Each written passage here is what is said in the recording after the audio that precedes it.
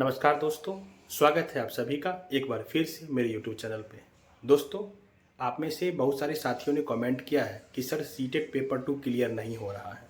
तो चलिए बात करते हैं सीटेट पेपर 2 के बारे में कि इसे कैसे क्लियर करना है और इसके लिए क्या पढ़ना है और कैसे पढ़ना है, इन्हीं सब चीज़ों के बारे में। तो चलिए शुरू करते हैं। देखिए, वीडियो में मैं बताना स्टार्ट करूँ सीटेट पेपर 2 के लिए आपको कैसे पढ़ना है, उससे पहले मैं ये कहना चाहता हूँ कि आप वीडियो को अंत तक जरूर देखें, क्योंकि आप लोग आधा देखते हैं फिर कहते हैं कि चीज़ें समझ में नहीं आ रही। एक बार पूरा देखिए, क्योंकि मैंने बहुत सारे स्टूडेंट को सीटेट के लिए गाइड किया है और उन्होंने अच्छा मार्क्स लेकर आया है। इनफैक्ट मैंने खुद अपना सीटेट आसानी से क्लियर किया है, अच्छे मार्क्स से। तो आप भी इसे कर सकते हैं, आसानी से कर सकते हैं। बस जो चीज़ें बताई जा रही है उसे इम्प्लीमेंट कीजिए अपने स्टडी में, क्योंकि सीटेट का एग्ज़ाम और भी कम्पिटिटिव एग्ज़ाम से बिल्कुल डिफरेंट है। इसको आप और भी कम्पिटिटिव एग्ज़ाम की तरह लोगे तो फिर प्रॉब्लम आती है। इसे आप आसानी से क्वालिफाई कर जाओगे। एज ए टीचिंग एग्जाम है तो एज ए टीचर की तरह सोचना शुरू करो, क्योंकि इसमें जो क्वेश्चन पूछे जाते हैं ना उसी बेस पे होता है। तो अभी से आप एज ए टीचर की तरह सोचना शुरू करो, उसी की तरह एनालाइज करो चीज़ों को, आप आसानी से सीटेट क्वालिफाई कर जाओगे। तो चलिए बात करते हैं कि सीटेट के लिए जो पेपर 2 में प्रॉब्लम आ रही है वो क्या है, क्यों सीटेट के पेपर 2 का रिजल्ट कम हो रहा है। देखिए, पेपर 1 में पेडागोजी सीटेट पेपर 2 की तुलना में ज़्यादा होती है। पेपर 2 में पेडागोजी की जो क्वेश्चन है पेपर 1 से थोड़ा कम होती है। इसमें कंटेंट थोड़ा ज़्यादा होता है। पेपर 1 का कंटेंट चूँकि 1 to 5 लेवल की होती है, ईजी होती है, हम लोग आसानी से कर लेते हैं। तो पेपर 1 का रिजल्ट काफ़ी ईजिली आप लोग ले लेते हो। पेपर 2 में होता है ना कि कंटेंट थोड़ा पेपर 1 से हार्ड होता है, डिफ़िकल्ट होता है। तो इसको समझने की ज़रूरत है कि पेपर 2 के कंटेंट पार्ट पे आपको चोट करना है। पेडागोजी चूँकि आप पेपर 1 में तो पढ़े ही हो, तो वो तो बना ही लेते हो, थोड़ा उसका लेवल अप होता है पेडागोजी का, तो वो आप कर लोगे, प्रैक्टिस से वो आ जाती है। पेपर 2 के लिए कंटेंट पार्ट पे आपको चोट करना है। पेपर 2 का कंटेंट आपका स्ट्रांग होगा ना तो पेपर 2 में अच्छे मार्क्स लेके आओगे ईजिली। और आप तो जानते हो कि पेपर 2 के कंटेंट के लिए क्या पढ़ना है, क्योंकि इस पर तो ढेर सारी यूट्यूब पे वीडियो है कि कंटेंट के लिए एनसीईआरटी पढ़ो, एनसीईआरटी पढ़ो, एनसीईआरटी पढ़ो। अब बात ये आती है कि एनसीईआरटी को पढ़ना कैसे है। मेन प्रॉब्लम ये है कि एनसीईआरटी सब पढ़ ही नहीं पा रहे हैं। बहुत सारे ऐसे स्टूडेंट हैं जो एनसीईआरटी पढ़ते ही नहीं हैं, पढ़ते भी हैं तो उनको समझ में नहीं आता है। तो चलिए हम बात करते हैं कि एनसीईआरटी का बुक आपको कैसे पढ़ना है, इसको समझने की ज़रूरत है। तब ये आप उसका बेनिफिट ले पाओगे, मैक्सिमम उसमें से रिजल्ट लेके आ पाओगे। देखिए, एनसीईआरटी का जो बुक है और भी बुक की तुलना में डिफरेंट होता है। इसमें जो चीज़ें लिखी होती है वो स्टोरी के फॉर्मेट में होता है। तो सबसे पहले तो बात यह है कि एनसीईआरटी की बुक अगर आप सोचोगे कि एकदम बुलेट पॉइंट हमको मिल जाएगा, ये पॉइंट इंपॉर्टेंट है, पढ़ लेंगे, तो वैसा बिल्कुल भी नहीं है। एनसीईआरटी की बुक को पढ़ के आपका अंडरस्टैंडिंग क्लियर होता है, टॉपिक के बारे में समझ क्लियर होता है, जो कि इम्पोर्टेंट है सीटेट के लिए भी और भी कम्पिटिटिव एग्जाम के लिए। क्योंकि आपको चीज़ें की अंडरस्टैंडिंग और समझ आ जाती है ना, तो क्वेश्चन कैसे भी घुमा के पूछा जाए, कितना भी ट्विस्ट किया जाए, आप आसानी से आंसर उसको कर सकते हो। तो एनसीईआरटी की बुक है आपका स्टोरी फॉर्मेट में, पहली बात है, तो उसको आपको लाइन बाय लाइन पढ़ना होता है। लेकिन बात यह आती है ना कि जैसे आप क्लास 6 का एनसीईआरटी पढ़ना स्टार्ट करोगे तो आपको लगेगा ना कि जैसे स्टार्ट करोगे तो शुरू में लगेगा ये चीज़ तो हमको आता ही है, दूर क्या पढ़ रहे हैं। बहुत सारे स्टूडेंट के साथ ये होता है कि जैसे स्टार्ट किया तो लगेगा कि ये चीज़ें तो हमको आती है, बहुत आसान बातें हैं। तो इस चीज़ के कारण ना आदमी छोड़ देता है कि तो नहीं पढ़ेंगे, ये तो आगे करता है, हमको ऐसा लगता है। लेकिन ऐसा बिल्कुल भी नहीं करना है। देखिए, आपको एनसीईआरटी की बुक पहली बात की स्टोरी फॉर्मेट में है तो उसको समझने की ज़रूरत है। उसको आप रट नहीं सकते हैं, रटना भी नहीं है। हम तो कहते हैं कि सीटेट के लिए या कोई भी एग्जाम के लिए रटना छोड़ दीजिए, समझने पे जोर दीजिए, क्योंकि क्वेश्चन अब ट्विस्ट करके आ रहा है अभी के समय में।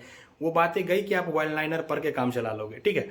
तो एनसीईआरटी बुक जब पढ़ने बैठो तो सबसे पहले करो, जैसे मान लो कि 6 क्लास की पहला चैप्टर आप पढ़ रहे हो तो उस चैप्टर का क्वेश्चन देखो, एक्सरसाइज का तो अब आप ये सोच रहे होंगे कि सर पहले एक्सरसाइज क्यों पढ़े, पहले क्वेश्चन क्यों पढ़े चैप्टर पढ़ने से पहले। देखिए, हमारा जो दिमाग है ना, इसको शांत करना जरूरी होता है। अभी अगर आप डायरेक्ट चैप्टर पढ़ोगे ना तो आपको लगेगा कि सब तो ऐवे करता है।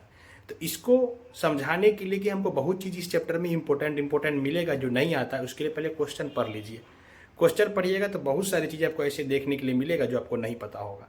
तो अब ये दिमाग शांत है, अब ये चैप्टर को आसानी से पढ़ेगा, क्योंकि इसको लग रहा है कि हाँ हमें चीज़ें सीखनी है, इसमें इस चैप्टर में बहुत चीज़ें हमको इंपॉर्टेंट मिलेगा। तो इसलिए भी क्वेश्चन पढ़ लीजिए पहले, और क्वेश्चन पढ़िएगा ना पहले तो आपका जो प्रीवियस नॉलेज है उसका थोड़ा सा रिकॉल हो जाता है। क्योंकि एनसीईआरटी बुक पढ़ने के लिए प्रीवियस नॉलेज काफ़ी ज़रूरी है। अगर आपको बिल्कुल भी उस क्वेश्चन को पढ़ के लग रहा है कि इसमें से कुछ भी नहीं आ रहा है एकदम जीरो है, उसका एक भी चीज़ आपको समझ में नहीं आया ना, अगर क्वेश्चन पढ़ के एक भी चीज़ आपको समझ में नहीं आया तो आप क्या कीजिए ना, पहले एक वीडियो लेक्चर देखिए चैप्टर पढ़ने से पहले।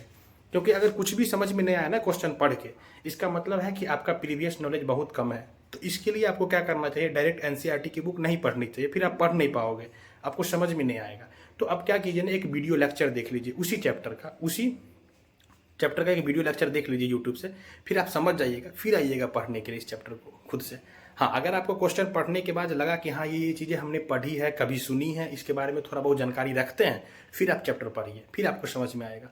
अब जब आप चैप्टर को पढ़ोगे तो लाइन बाय लाइन पढ़ना है, सिर्फ पढ़ना नहीं है। देखिए, पढ़ने का दो तरीका होता है, एक पढ़ लिए, रीडिंग कर लिए और समझ में आया नहीं आया उससे कोई मतलब नहीं, इससे कोई फायदा नहीं होगा, फिर टाइम बर्बाद होगा। आपको लाइन बाय लाइन पढ़ना है और वो जो चीज़ें कह रही है उसको दिमाग में चलने देना है, क्योंकि वो बुक स्टोरी फॉर्मेट में है। तो वो जो चीज़ें कह रही है उसको चलने दीजिए, दिमाग में आने दीजिए, उसको समझने दीजिए। तो लाइन बाय लाइन पढ़िए, जो एक्टिविटी उसमें लिखा हुआ है करने के लिए उसको भी पढ़िए, उसको समझिए।